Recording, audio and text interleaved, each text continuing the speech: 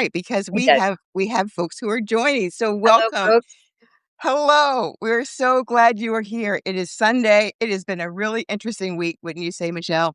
It has been an action-packed week. Yes, yes. Yes. And so for those of you who are familiar with the Armchair Pundits and the Sunday night sit down, Catherine White is usually here, but she is coming from Italy. And I was so delighted that I asked Michelle Hornish if she would join me tonight, and she said yes. Of course, I said yes. I love spending time with you guys.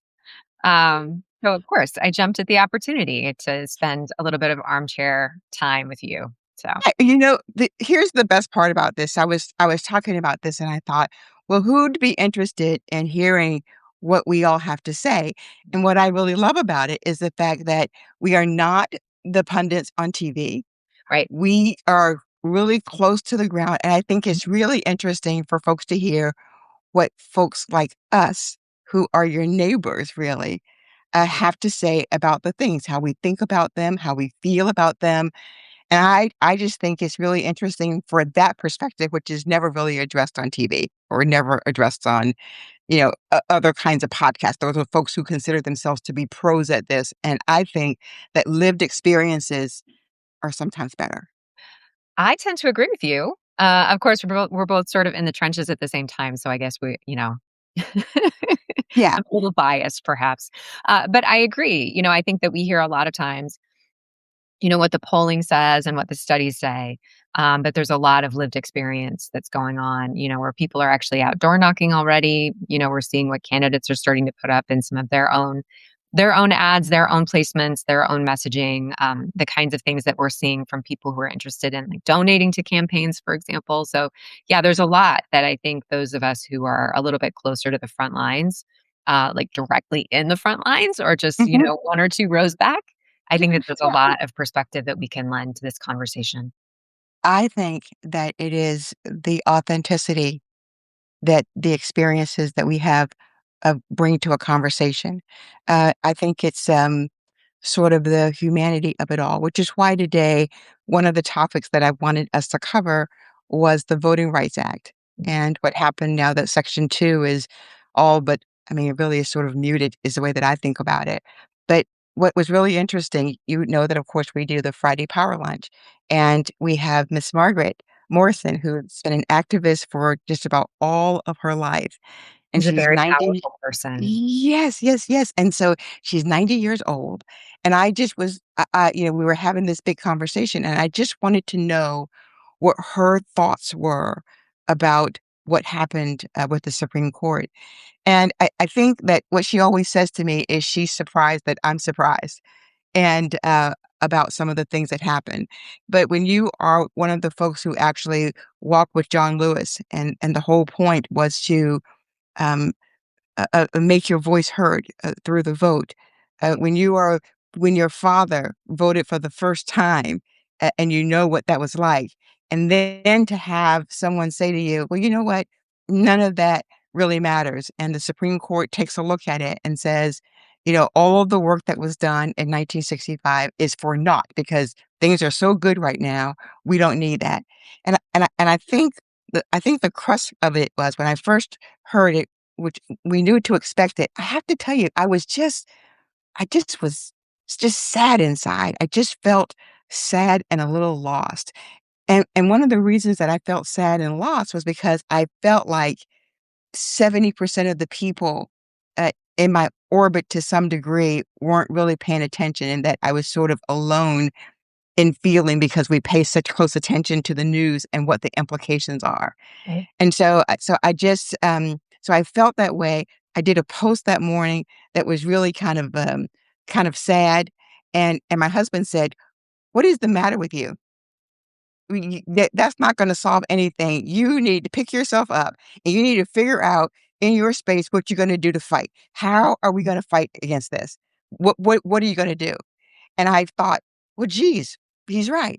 So I took that post down, and, right away, I started Googling and looking at white papers and figuring out, just as a person who is one of the starfish on the beach, which, matters to somebody, what are the things that I can do about the Voting Rights Act already one of the sections, gone in terms of pre-clearance. Now this one gone in terms of how we look at and talk about race. We have 66 Black Congresspeople today. Before the Voting Rights Act, we probably had close to none. Right. And so you can see the implications, and so we can talk more about it, but I just wanted to sort of put out there what I was feeling as a woman, as a Black woman in that moment, and I'm sure many others felt the same way, but then thinking about, "Okay, what are we gonna do? How are we gonna not let this be the end? How are we gonna figure out how we're gonna take the next step and fight?" What did you think? How did you think about it? My first thought was that this is something that, as a white American, that white Americans need to really take on as, uh, this has to be our cause. This has to be something that we carry forward, and ensure that we fix this. This is, um, I was actually kind of surprised. I know that a lot of people were not surprised, a lot of people were expecting it. But the gravity of it, I think, finally hit me when the decision came down and when I was, reviewing the legality of it and, Mhm, all of the pieces of it. Um, and I think that it is now up to, white Americans to stand up and take these things on in a very, very serious way. This isn't just Black Americans fighting for this. This has to be all Americans fighting for this. And that includes me and other white people. And um, I was listening to Robert Hubble, lawyer, Substack mhm, author, incredible human. Um, I was listening to his analysis, knowing that he, would have thought through mhm. as you are. I'm a woman of action, and I want to know. Okay, now what is it that I need to do? What is it that we need to get working on? And I really appreciated his analysis, where he was like, well, there's these two pieces of legislation that we need to get passed. That means that we need to have a Democratic Senate, we need to have a Democratic House, and we need to have a Democrat in the presidency. And so the soonest that we are going to be able to do that is, 2028.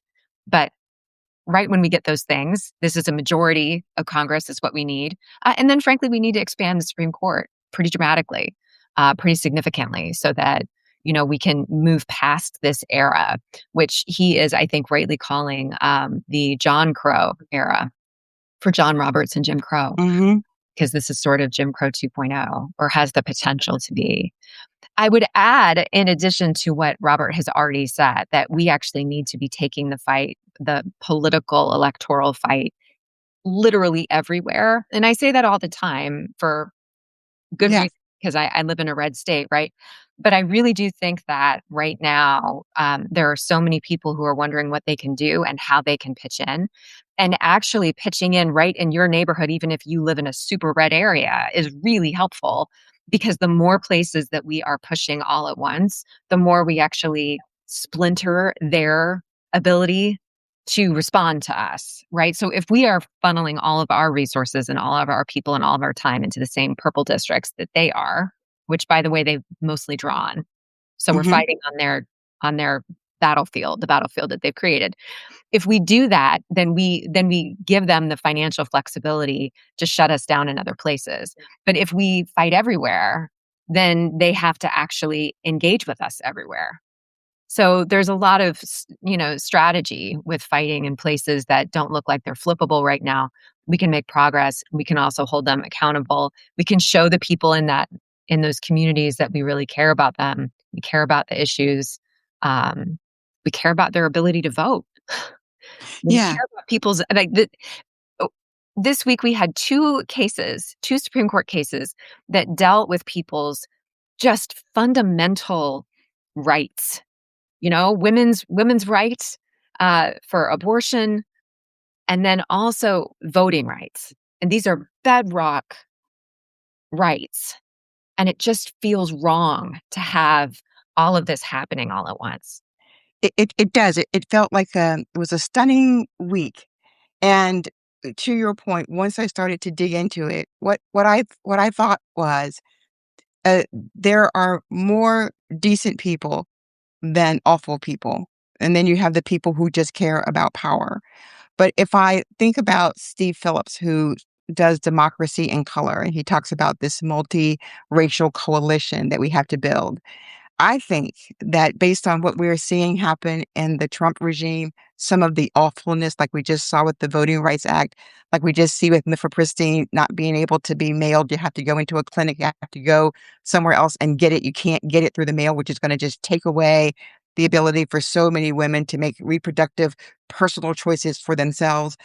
I think that with all that is happening, that maybe we don't have to assume in this moment that districts that we would have thought fundamentally would automatically be Republican if they don't have a certain a demographic in it. I think that this is probably the moment with that this is the opportunity where we might get some of that multiracial coalition to come together and vote regardless. And then I think the second piece is that some of these states, Mississippi, Louisiana, Tennessee, one of them, I guess, is Louisiana, who's already started their primary, and the governor is trying to stop it. And one of them, I don't know which one it is. But the point is that we do have the ability to use court cases to stop some of that. So maybe that stops it. But to your point, it has to be winning the Congress. That there's nothing more important, and the Senate. But I think that doesn't happen if we can't figure out how to talk to people. How do we talk to people about fundamentally what is wrong so that people who have been exhausted, who've been disengaged, who have been, just not interested, how do we bring those people into the fold to let them know that the things that they see occurring really will affect them and that really the only way out of it is to vote. Just, just vote. Yeah, I mean, I think that is obviously like the the way to the revolution, right? Is voting and making sure that as many people vote as is possible. I think that to your point about how we talk to people, I think that it's really important that Democrats act as concerned as we are, right? We have a tendency as just a party to behave very rationally. And I actually appreciate how rational we are. I Mhm, do like that.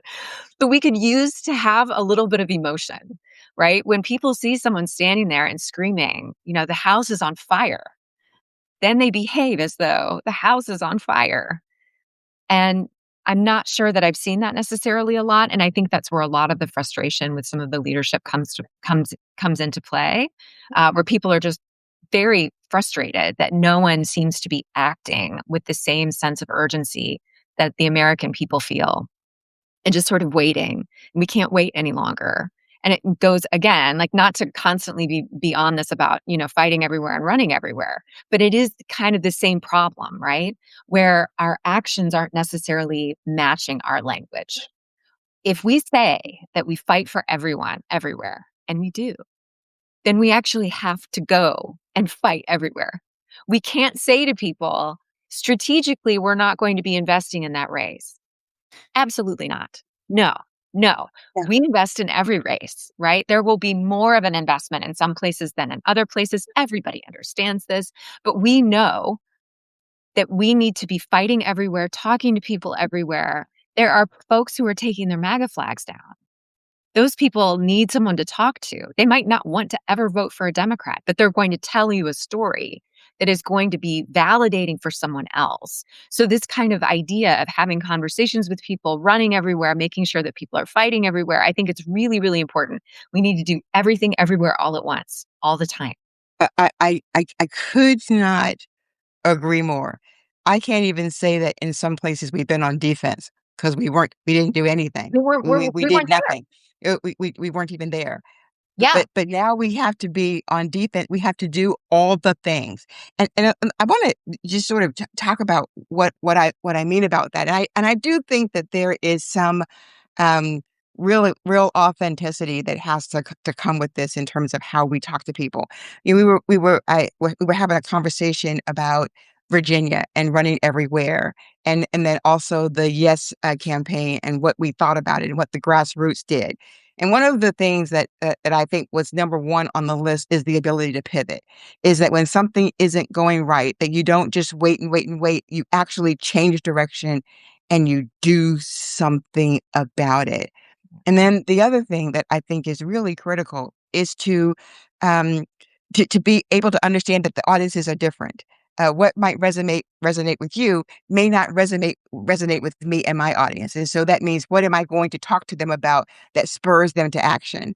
And that we have to talk everywhere. I always say over and over that Republicans talk to people every single day. They talk to them on Fox News. They talk to them on Newsmax. They have the algorithms on Twitter and Facebook and TikTok, and whatever they do. But we don't talk to people every day. We pay attention to the news, but everybody else is getting little bits of things somewhere else. But in terms of a cohesive narrative that we're all able to take a piece of and take it to our audience to say, this is how this affects you. When someone is taking money and spending it, whatever, however many billions of dollars at this point on a war, Right. that's not a war. Here's how many hospitals we could have. Here's what your public schools could look like. Here's what Medicaid can look like. Here's how we take care of people in our community. And we're not doing that. That's why you're struggling with affordable housing because the money is being used to pay for blah, blah, blah. And I think that's what we have to do in every neighborhood and every corner to let people see how what is happening is affecting them. And then I think we have to not be bullied. I talk about small D's done, which I think when I think about you, it's the kinder, gentler. Here's how we talk to people, and I can do some of that. But I've also found that sometimes that's not my lane because I just hate to be bullied, and I think that oftentimes we are bullied and we Yeah. just don't even know what to say. We just sort of go, and people are like, "See, weak Democrats," and so I don't know where the balance is exactly. Yeah. So I think that we sort of have to look at the whole picture and say, okay, how do we respond? How do we get on the offense and stay there?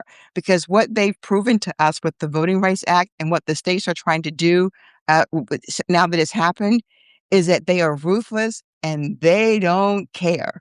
And we have to take a look at ourselves in the mirror and say, how are we going to fight this fight with the house on fire? Are we going to use a water hose or are we going to get a fire hose and some other kind of chemicals that people use and put this fire out?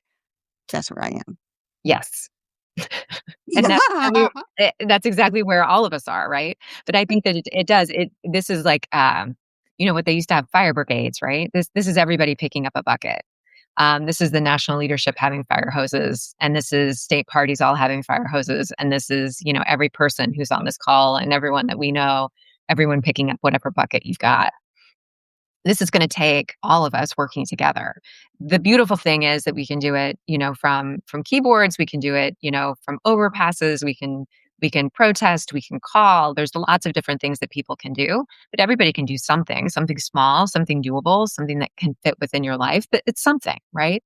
And that's why I do spend a lot of my time trying to find those manageable things that people can fit into their daily life and start to make this feel more like exercising muscle, something that just you build into your day, as you're dropping the kids off at school, then you just Mhm, type in the program telephone number and you call your senators, and you mhm, know that you don't appreciate that we've spent tens of billions of dollars on a war that no American wanted to be in. Meanwhile, you're paying twice or triple what you used to pay, you know, for uh for your groceries and for health insurance. I mean, there are really very practical things that people are having to deal with now. And from the reports that I've seen, that's likely to get worse over the next few weeks and months as the implications of the Strait of Hormuz being closed really take effect. So I think, now is the time for us to be having conversations with people as the, you know, frustrated friends and family start coming out of the woodwork and saying, "What on earth? Why is gas $5 a gallon? Why are my groceries so expensive?" This is when we can actually start changing some people's voting behavior potentially, even if they are super conservative folks, and they are never going to vote for a Democrat again. That doesn't mean that they're necessarily going to vote for the Republican that's on their ballot in November. I mean, that's kind of where I'm at right now. It is, it'd be great if every single Republican decided to vote as a Democrat going forward. I mean, I'm there for that. But I'm also there for, them saying, we've had enough of this. I'm not getting out and voting for this person who has, allowed Donald Trump to take us to war in Iran, and has allowed things to fall apart the way that he hasn't just allowed them to fall apart, he's actually blown them up. Yeah. So I have a question for you, that I'm really curious about, and someone wants to talk about Texas, and I do wanna talk about Yeah, your yeah. thoughts about Texas too. But I guess because I don't you're right, they don't have to vote for a Democrat, but I guess I'm just sort of I look at him falling asleep, in meetings, and I listen to the things that he says Ridiculous. that make absolutely no sense. And then I wonder, I can see why politicians would do it because they're trying to hold on to power. But what I'm trying to figure out is what makes people who are intelligent people look at him and say, "Yeah, I know that he is a felon 34 times, and I know he was, sexual assault, and I know that, he's said all of these horrible, cruel things. I know that he supports a dictator and thinks that that's cool. He's putting his name on everything. He doesn't care about people."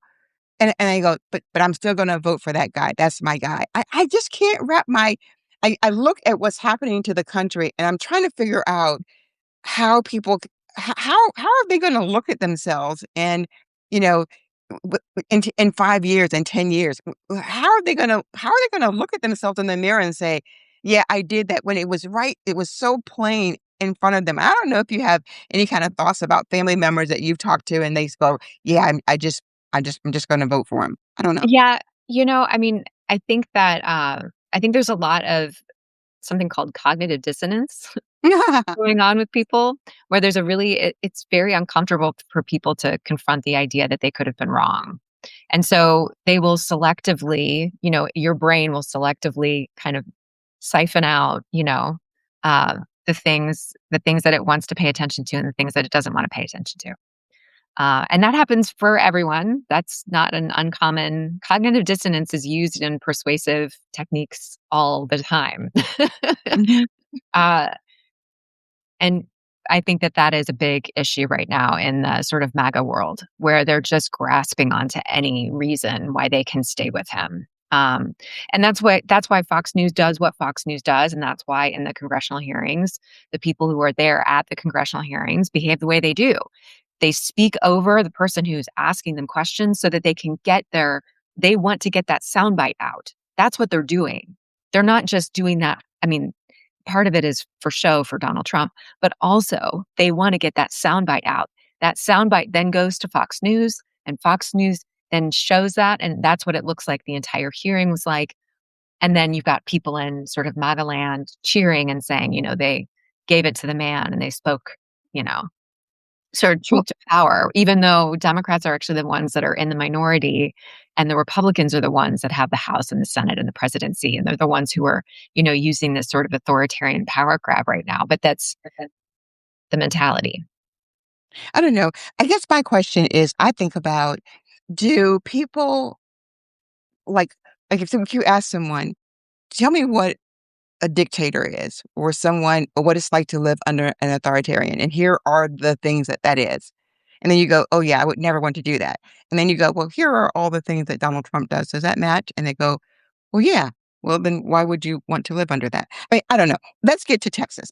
We're probably never going to solve it. I want to talk about Texas, and I also want to talk about Kat, who I will never be able to pronounce her last name, who ran for Congress in Illinois. And I wanted to talk a little bit about her because I want to tell you about her race and maybe what it portends for the future for candidates running. So let's talk about Texas. What do you think about Texas? Okay, so Texas. Yesterday, there was a mayor's race in Pearland, Texas, that flipped from red to blue. It was by a few hundred votes, but this is not a progressive county.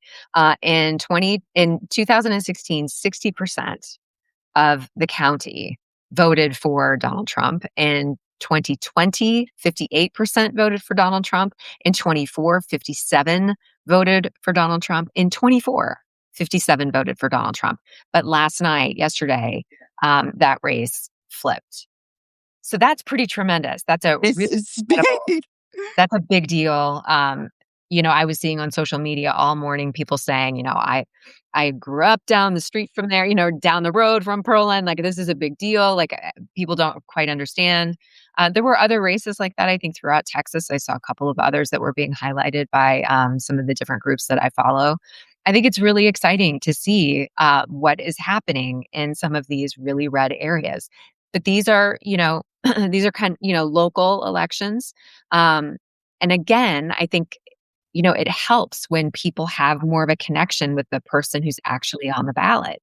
And that's where I feel like we can make the biggest difference, because it's a lot harder to look at someone who's standing there earnestly trying to earn your vote and talking to you about what they care about and how that matches your values. It's just a lot harder to superimpose kind of this I guess this talking, the talking points, like the national talking points. It's harder to superimpose that upon a Democrat who's standing at your door when you're actually just able to have a chat with them and understand, like, no, we really like no one is no one is out there doing anything dastardly.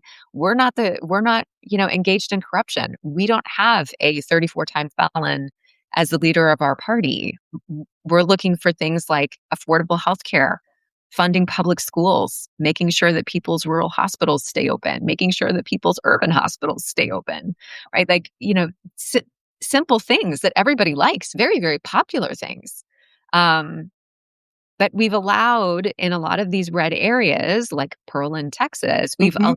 allowed things to go on for so long, just sort of waiting for demographics to catch up, right? Like that was the big push back in like 2008, not to get too wonky on everybody here, but back in 2008, the sort of national Democrats kind of decided to no longer do the 50 state strategy that Howard Right. had, right? So he had the 50 state strategy. He was like, got to run everywhere. And they were like, well, actually, it's probably going to be more efficient, more cost effective for them to spend time on suburban voters.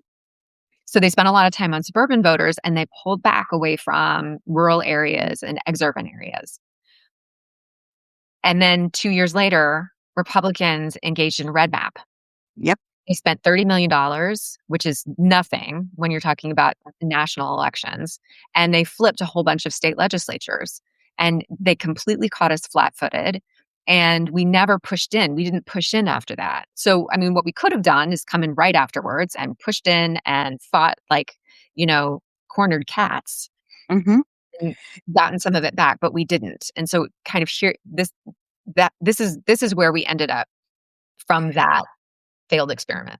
So, two things I'd wanna say. I think it was something like, I don't know if it was 34 or 64. I think it was 34 or 64 seats that they flipped, and that was when President Obama said, "We got shellacked," and Yeah. they were thinking that it was all due to his policies about the Affordable Care, but it really wasn't. It was because they had done this mapping where they redrew all of these lines, and what happened was Democrats actually had more than 1,000,000 votes more than Republicans had during that election.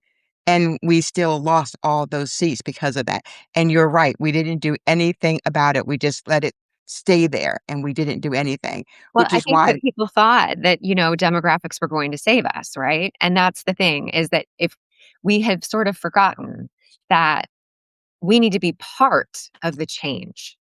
We can't just wait for change. The whole the moral arc of it is long but bends toward justice. You gotta bend it. Somebody Mhm. has to bend it. And that's the thing is now, we are in the position, which is a very weighty responsibility, frankly. I mean, for everyone who's on this call and for anyone who might be listening later, it is a very weighty responsibility to look around and realize the moment that we are in and how historic it is, how much has been destroyed, how quickly, and what we are going to have to do in the next weeks, months, and years to get it back. We can do it, but we've got to be serious about it. We got to be committed to it. We have to be dedicated. Um, and that's You where know, we are. yeah, we're at our 30 minutes, and we didn't even get to Kat, but maybe we'll get to her next week Oh, because I think it's all right. gonna be really great in terms of strategy that she used. She did not win, but ended up coming in second. She didn't do any of the traditional things that people typically do. She did some of them. But I think that there is a strategy behind doing some of the non-traditional things that she did, which I love, and then mixing it with some of the more traditional things that we know we have to do in terms of an election.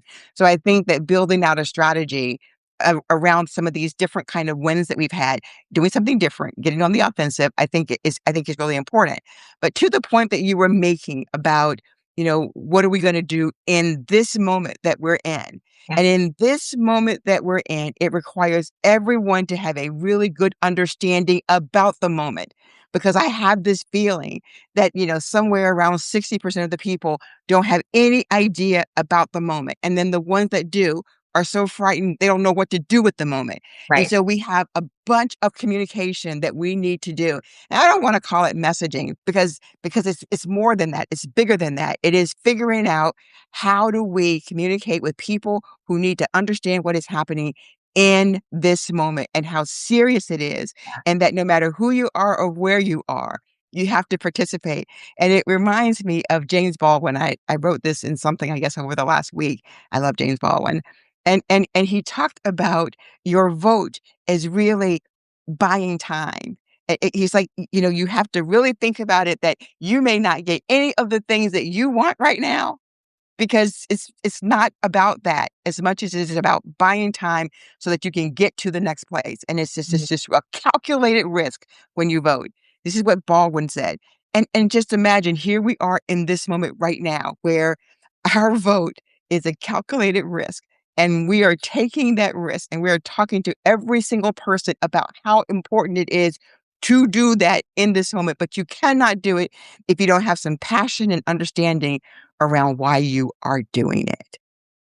So we're at the top of our so let's not forget the elephant in the room, religion. That's right. That's explicit. My friend explicit says here, religion is being used to override logic That's on the so right. true.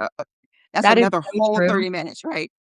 Yeah, I mean, so yes, I said cognitive dissonance, but I did not mention religion, and I think that that is absolutely a true statement that religion has been co-opted, and they've frankly bastardized Christianity. Their brand of it is Christian nationalism. It's not, any actual version of Christianity that I've ever seen before. But yeah, they've been able to use a lot of the same iconography and, a lot of the same, imagery, the mythology. They're tapping into a lot of things that people are used to seeing and just hitting that cultural piece over and over and over again. Sure. We're, You we're going to mentioned have to that, go ahead. you mentioned that Kat didn't win, but I should say, like, she didn't get a check mark by her name, but I think that by a lot of metrics, she did win. Oh, Right? She was able to make a ton of change. She was able to raise a lot of issues. She was able to change the conversation. There's a lot that can happen even when people don't end up coming away as the winner of a contest.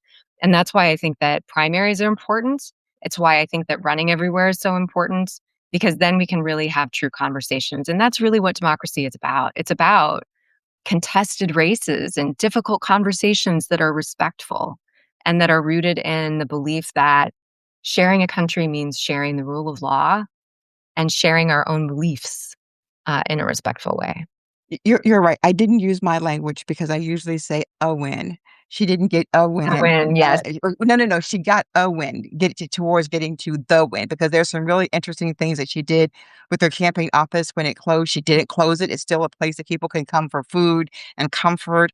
I mean, it just was the most interesting race. And what I will say about it that I fantastic. found most interesting is, I mean, she's really young. She's 26 years old, Yeah, but she overwhelmingly got the male vote, but she did not get the women's vote, which I think is the biggest opportunity that we have interesting. over to get to the midterms and forward Mhm. is women, is that they really do drive a lot of this. But I think that we can figure that out, and we can talk about it. I'm saying it here first. The unicorns of the women world will figure all of this out, because we're going to figure out how to get past November 2026. I mean, Yes. you got to have some. So I wondered, just before we close, if there were any, small deeds that we could think about this week that you would recommend for us. that I would recommend. Well, I mean, if anyone doesn't yet know about First in Line, that's a new project that I have going on right now with Every State Blue, where we are crowdfunding for people who are running in districts, in state legislative districts right now that were uncontested last cycle. So go to Every State Blue / First in Line. There's dashes between the words, but it's just First in Line. Or you can just go to everystateblue.org and you can just click on First in Line. There's a button right there on the homepage. And that'll tell you about sort of this project. It's kind of wild. It's I mean, I pretty much go for broke when I do something, right? So, it's every state that has state legislative elections this cycle. And it's just crowdfunding through tandem fundraising pages with Act Blue. It's super simple, but it's trying to get those people some resources. So that's one place to go, or share that page if you want to. I do think that starting to have conversations with people, especially, at the gas pumps, right? Like you're pumping gas and you see a neighbor, you see someone from your community that that it is safe to engage with, um, talking to people about what's happening. I do this now in the grocery store. I went to the grocery store yesterday and I always engage the checker. Hey, things are really expensive now. And they always say, yeah, everybody's complaining right now. And I get more information and I hear more about what's really happening in real time. Getting those stories, sharing those stories with other people, the more stories you can share, the better off we all are. We all need those stories to understand what's happening. Those percolate through social media. So share those, tag me or you, Fennell. Let us know what you're seeing on the ground. If you're doing any kind of door knocking or anything like that, share those stories. Share them with the person that you're door knocking for. Share them with other Democrats. Let people know what you're hearing, because those kinds of anecdotal stories end up becoming a pattern over time if we get enough of them. So share what you have going on. I agree with that, and I think the thing that I would just add to that is get out into your community. So, have some You're folks so good at over. that. Yeah, have some folks over, have them over for dinner, have them over for lunch, but start to gather people together, and then you'll find out who knows who, so that people can start to learn more about what is happening in their local community and in their state and in the country so that they feel more empowered to be engaged because we need every single person on deck for what's ahead of us. So, Do. Michelle Hornish, thank you so much for being with me tonight. You. What a wonderful way to Catherine, spend my Sunday evening. I know. Have a Catherine will good be back next week, but you're always welcome. You're always welcome to join us and bring your crew along with you. So thank you, all of you, for joining us tonight. Thank you so much. I appreciate you all being with us, and we'll see you next week. So bye.